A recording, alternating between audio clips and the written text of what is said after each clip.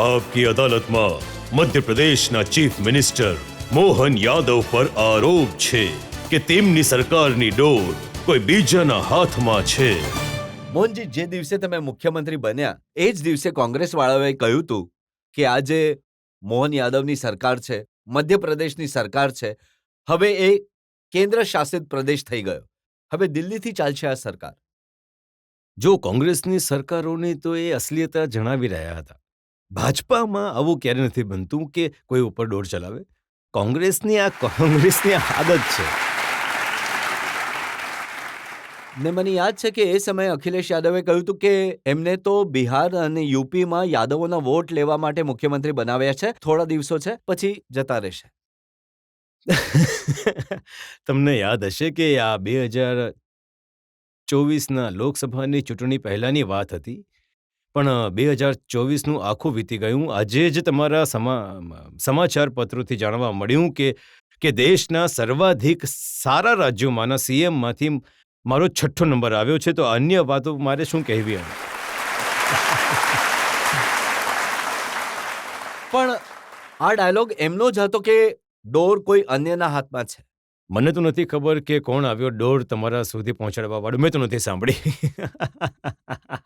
વાત એ માટે શરૂ થઈ કેમ કે 2003માં જ્યારે તમારી ટિકિટ કપાઈ હતી જી, તો તમે કહ્યું હતું કે હું તો બલ્બ છું, સ્વિચ કોઈ બીજાના હાથમાં છે ચાલુ બંધ કરવાની. અમારી પાર્ટીના અનુશાસન વિશે કહ્યું હતું અને અમારા લોકોની ટ્રેનિંગ જ આ છે. તમે એના ઉદાહરણ જોઈ લો. માનનીય મોદીજી જ્યારે પહેલી વાર સીધા સીએમ બન્યા ગુજરાતના, એના પહેલા ક્યારેય લોકસભા કે વિધાનસભાની કોઈ પણ ચૂંટણી લડ્યા નહોતા. પરંતુ આ અમારી પાર્ટીની વિશેષતા એ છે કે જ્યારે સીએમ બનીને કામ કર્યું તો એવું કામ કર્યું કે ગુજરાતને ક્યાંથી ક્યાં પહોંચાડી દીધું.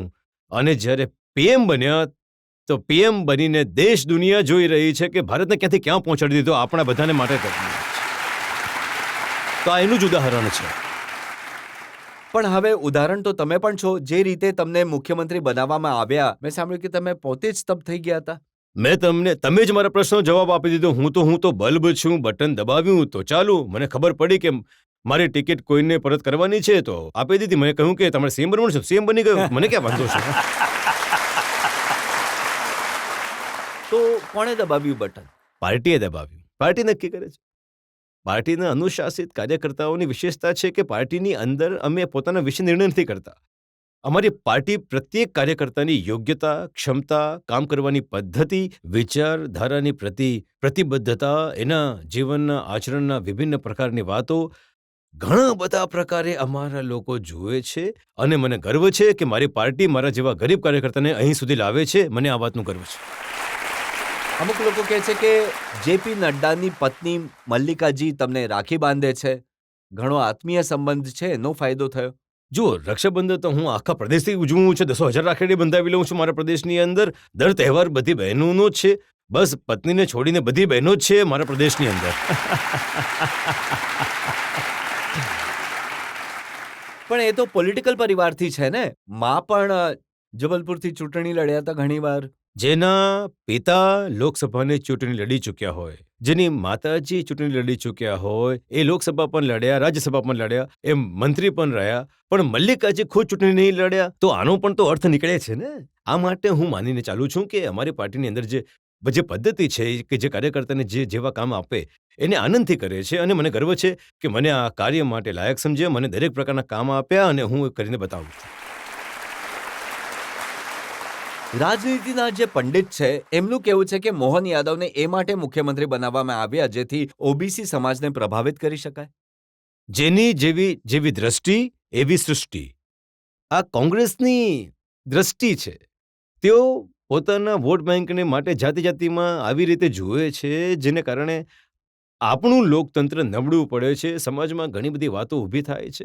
હા, અમારી પાર્ટી સબકા સાથ, સબકા વિકાસ, સબકા વિશ્વાસ, સબકા પ્રયાસથી ચાલે છે મોદીજીના કારણે. તમે કહો છો કે મોદીજીથી ચાલે છે. રાહુલ ગાંધી કહે છે કે આજે 163 સીટો તમે જીતી, પ્રચંડ બહુમત મળ્યો, આ વોટ ચોરી કરીને તમે જીત્યા છો. હવે રાહુલ ગાંધીજીને કોણ સમજાવે કે એમણે તો કહી દીધું કે 20 વર્ષથી ગુજરાતમાં વોટ ચોરી કરી રહ્યા છે મોદીજી. 20 વર્ષથી મધ્યપ્રદેશમાં ભાજપા ચોરી કરી રહી છે. હવે ભૂલી જાય છે કે 10 વર્ષ પહેલા તો એમની જ સરકાર હતી, ત્યારે એ સૂંઘી રહ્યા હતા. ક્યાં ગયા હતા એ? જે કહી રહ્યા છે એમને પોતાને જ ભાન નથી કે શું કહી રહ્યા છે. 10 વર્ષ પહેલા મનમોહનજીની સરકાર 2004 થી 2014 સુધી એમની હતી. બધા રાજ્યોમાં એક પદ્ધતિથી ચૂંટણી થઈ રહી હતી. દરેક ચૂંટણીને જીતવી છે અને હારવી છે. મને ઘણા જ દુઃખની સાથે કહેવું પડે છે કે રાહુલ ગાંધીજી ક્યારે સમજશે કે એમના આવા કથનથી એમની પાર્ટી હજી નીચે જઈ રહી છે, હજી નીચે પડી રહી છે. જો આજકાલ બિહારમાં છે એ વોટ યાત્રા કાઢી રહ્યા છે ને કહે છે કે બિહારમાં ચૂંટણી આયોગ લોકોના વોટ કાપી રહ્યા છે જેથી બીજેપીને જીતાવી શકાય. મને એમના કોંગ્રેસના એક મોટા નેતાનું સ્ટેટમેન્ટ યાદ આવી રહ્યું છે. એમણે ઘણું સારું એનાલિસિસ કર્યું છે કે જો અમારી પાર્ટીમાં રાહુલ ગાંધીને જે કામ આપો એ કામને અધ્ધર ચડાવીને જ માને છે. એ જાણતા જ નથી કે શું થઈ રહ્યું છે. હવે 3 વખતથી લોકસભામાં સરકાર લાવવાનું વિચારી રહ્યા છે. 3 વખતથી કેવી કરી છે કોંગ્રેસની ખરાબ હાલત. આ પણ આંકડા જણાવી રહ્યા છે કોંગ્રેસના નેતા કે રાહુલ ગાંધીજી જે રાજ્યમાં જે દળની સાથે સપોર્ટ કરવા જાય છે, ક્યારેક ક્યારેક તો એવું પણ થાય છે કે મારો ભાજપા નહીં જીતે તો અન્ય દળોની જીતી જાય છે, પણ કોંગ્રેસ તો હજી નીચે ઉતરતી જાય છે. કોંગ્રેસની તો બેન્ડ જ વાગી ગઈ છે.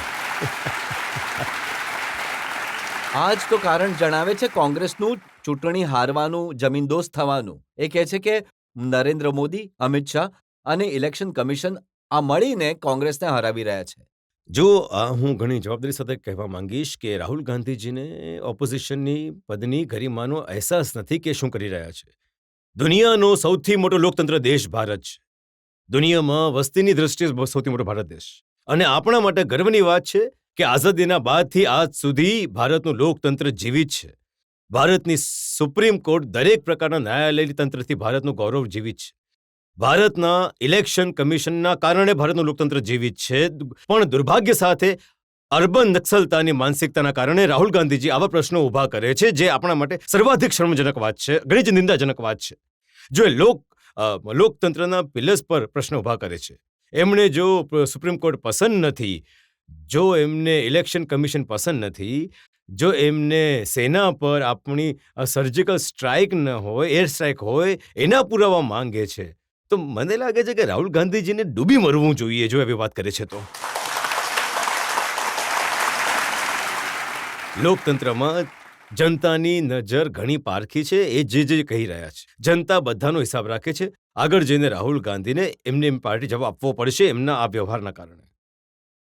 જનતામાંથી 1-2 સવાલો લઈ શકીએ? કેજરીવાલજીનો આરોપ છે કે મોદી સરકારમાં રાહુલ ગાંધી અને સોનિયા ગાંધી પર કેસો ઘણા થયા છે, પરંતુ એમને અરેસ્ટ નહીં કરવામાં આવ્યા. મોદી સરકાર અને કોંગ્રેસ શું આપસમાં મળેલા છે? આના પર તમારે શું કહેવું છે? જેમણે મુખ્યમંત્રી હોવા છતાં રાજીનામું નહીં આપ્યો, કઈ રીતે બીજા પર પ્રશ્ન કરી શકે છે? આ તો કેજરીવાલજી જ જણાવી શકે છે. આઝાદી પછી કોઈ એવો સીએમ નથી એક્સેપ્ટ કેજરીવાલ ત્યાં સુધી કે લાલુ યાદવજી, એમની પત્ની, એમના બાળકો, ઝારખંડના શિબુ સોરેનજી, એમના હજી જેટલા પણ આજ સુધીના દેશના નેતા છે, કોઈ મંત્રી છે જેના પર કોઈ પણ એલિગેશન થયું છે અને એને જેલ જવાનો વારો આપ્યો, એમણે રિઝાઇન કર્યું, તો એ તો એમને પ્રશ્ન ઉઠાવવાનો અધિકાર જ નથી. એ કેવી રીતે પ્રશ્ન કરી શકે છે? બિલકુલ બિલકુલ. ના, એમનું કહેવું છે કે મને ને મારા 5 મંત્રીઓને અને મને પણ જેલમાં નાખી દીધો. મારા વિરુદ્ધ તો કોઈ પુરાવા પણ નહોતા, પણ નેશનલ હેરાલ્ડ કેસમાં રાહુલ ગાંધીના વિરુદ્ધ પુરાવા છે, સોનિયા ગાંધી વિરુદ્ધ પુરાવા છે. એમને તો મોદીજી જેલમાં નથી નાખતા. હવે હું આજ તો નથી સમજી શકતો કે પછી કોંગ્રેસની સાથે રહીને ચૂંટણી કેમ લડે છે દિલ્હીમાં. એમણે કોણે કહ્યું કે આવું છે? જેમને જ્યારે ખબર છે કે અપરાધી છે, તો એમની બેવડી નીતિ પણ સામે આવી રહી છે. નેશનલ હેરાલ્ડના કેસમાં જમાનત પર ચાલી રહ્યા છે, કેસ ચાલી રહ્યો છે. એ કહી દે કે કેસ પૂર્ણ થયો છે, કેસ તો આજે પણ ચાલી રહ્યો છે, પણ ન્યાયાલય ચુકાદો આપે ત્યારે તો તમે મારા પર કેસ ચલાવી રહ્યા છો. હું જજની સરની સામે જોઈ રહ્યો છું, એમની કૃપા થશે ત્યારે તો એ મને વાત બનશે ને. આ તો કેસ જ ચાલી રહ્યો છે ખાલી. દર્શકમાંથી એક સવાલ લઈ શકીએ છીએ? કોઈને પૂછવા હોય તો? હા. શું આજકાલ સમાજમાં રાજનીતિનું સ્તર એટલું પડી ગયું છે કે હમણાં જ બિહારની એક સભામાં મોદીજી અને એમની માતાજીને અપશબ્દ કહેવામાં આવ્યા? આવા લોકોનું શું થવું જોઈએ? શું કહેવા માંગો છો તમે? તમે બિલકુલ સાચો પ્રશ્ન ઉપાડ્યો. હું આની કડવા શબ્દોમાં નિંદા કરું છું. આપણી આ દેશની સંસ્કૃતિ તો આવી ક્યારેય નથી. બીજી તરફ ઉલટું, આપણે ત્યાં તો દેશના દુશ્મન પણ જો સેનાથી યુદ્ધ કરતા માર્યા, માર્યા જાય છે તો આપણે સન્માનની સાથે એના શરીરને પાછું પરત પહોંચાડવામાં ગર્વ કરીએ છીએ. અને જે દિવંગત થઈ ગયા માન્ય મોદીજીના માતાજી, એમને કોઈ ગાળો આપે તો એના મગજનું દેવાળું ફૂંકાઈ ગયું છે તો નક્કી છે ભાઈ ભારતીય સંસ્કૃતિને નહીં સમજતો હોય. હું કડવા શબ્દોમાં તમારા બધાની માધ્યમથી પણ હું નિંદા કરું છું જો આવું કરે છે તો એમણે માફી માંગવી પડશે. માફી માંગવી જ જોઈએ એમણે. એમણે તો તમને પૂછ્યું છે કે આવા લોકોની સારવાર શું કરવી જોઈએ. આવા લોકોને સારવાર માટે ઇલેક્શન કમિશન આપ્યું છે બટન દબાવો અને ભારત માતાની જય. બીજું શું? ઇલેક્શન આવવાના છે બિહારમાં. બિહારની જનતાની પાસે બટન દબાવવાની માટેની પૂરી તક છે. હું આને આ જ રૂપમાં જોઉં છું કે આપણે ત્યાં અતીતનો એક 5000 વર્ષ જૂનું ભગવાન કૃષ્ણનું જ ઉદાહરણ છે. જ્યારે શિશુપાલની 100 ભૂલોની માફીનો એ આજે આશ્વાસન આપ્યું હતું અને જેમ જ 99 પછી 100 થઈ અને આંગળી ઊભી થઈ અને આંગળી ઉપાડતા જ ભગવાન શ્રી કૃષ્ણની આંગળી પર સુદર્શન ચક્ર આવ્યું અને આપણે બધાએ જોયું કે 100 પછી ધડામ આજના સમયમાં ઇલેક્શન કમિશન સુદર્શન ચક્ર છે. તમે બટન દબાવો એની મેળે બીજું કામ થઈ જશે. લોકતંત્રમાં કોઈને મારવા નથી પડતા. લોકતંત્રમાં પરાજિત કરીને બધી જ બાબતનો જવાબ મળી જાય છે અને મને આ વાતનો પૂરેપૂરો ભરોસો છે બિહારની જનતા આવી ગાળો આપવા વાળાને માફ નહીં કરશે. આ પાકી વાત છે. મોદી, બિહારમાં હરીફાઈ તો લાલુ યાદવ અને તેજસ્વી યાદવ વચ્ચે છે. એ પણ યદુવંશી છે. એમના વિરુદ્ધ પ્રચાર કરવા જશો તમે?